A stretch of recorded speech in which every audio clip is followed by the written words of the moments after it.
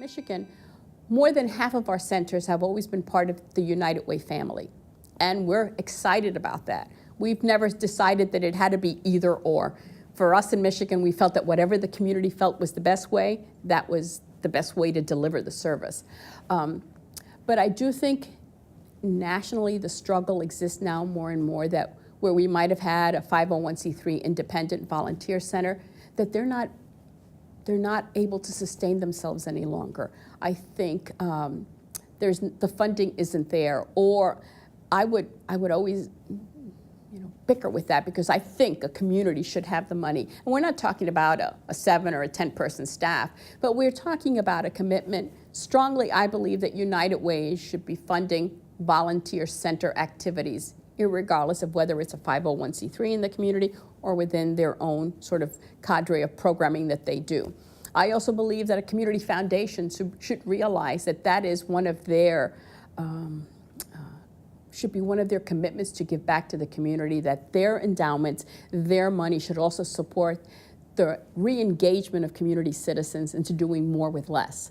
And so I think those are two great sort of what I would call funding streams in a community that we should not say, oh, it's their problem, or no, it's not my problem, it's your problem. Because I think engaging community members is really critical. And while we have many nonprofits and communities that have strong, what I would call volunteer generation sort of activities, because they have the name Big Brothers Big Sisters, the Girl Scouts, even Habitat for Humanity, to mention a few, there are many that don't have that voice or don't have that internal sort of infrastructure that I think a volunteer center comes in to help them.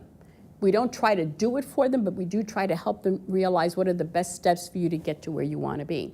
And I think a community needs what I would call sort of maybe an unaffiliated voice, a free voice that says we all need to come together to address this particular issue. And we're going to generate sort of that enthusiasm and that campaign for giving back to your community by your time. We also want your talents and your money, but we know that if we get your time, your money and your talents will come later. We want your talents too with the time. It's not that I'm saying that they're separate, but we all know from studies that if you give to an organization because you volunteer to an organization, you feel more strongly about their mission and their impact, and then you're willing to take out your wallet and say, you know what? I'll give you my time, but I'm going to give you some resources, because we know resources are critical to bringing that organization to the next level. And so I think, for me, what I would like for my volunteer centers is to realize that their voice has to be for all of the organizations in the community, not just for some. I also think it's important for them to keep on the forefront in their communities the fact that volunteers do make an impact, and that they also need to be able to articulate quite often that people feel that volunteers are free. Yes, I do give my time to my agency freely, but you need an infrastructure behind me coming in so that I know that I'm being well used, that I'm getting training, that you're working with the nonprofit to connect me to make sure. So we need to realize that while volunteers, to some people, are free, hell, we have them in the drawer. Let's just pop them out of those little sponges, you put them in some water and they pop up like a little volunteer. That's how some people really think things happen, but they don't. You need to have an infrastructure. You need to build relationship with nonprofits who will turn to you and say, you know what? We've been trying to recruit volunteers for this, but it's not happening. So how can you work with us to kind of get a campaign or help us develop a campaign? That's what I hope for our centers. And I hope for our communities to realize that while you may not have a storefront center, but you need to bring your volunteer coordinators together and talk about what our issues, or talk about that, you know what, a volunteer in a community is a volunteer to the community.